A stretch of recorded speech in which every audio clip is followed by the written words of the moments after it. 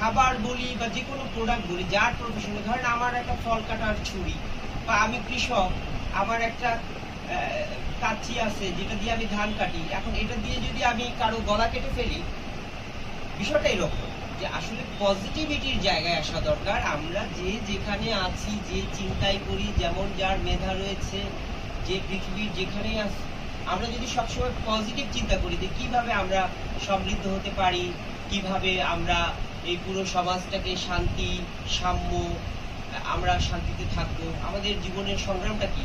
আমাদের জীবনের সংগ্রাম এই পৃথিবীতে যে আমরা টিকে থাকবো, বৃষ্টি হবে, ঝড় হবে, তুফান হবে, আগ্নেয়গিরি হবে, নানা ধরনের প্রাকৃতিক বিপর্যয়, সেগুলোকে স্ট্রাগল করে, সংগ্রাম করে বেঁচে থাকাটাই আমাদের চ্যালেঞ্জ।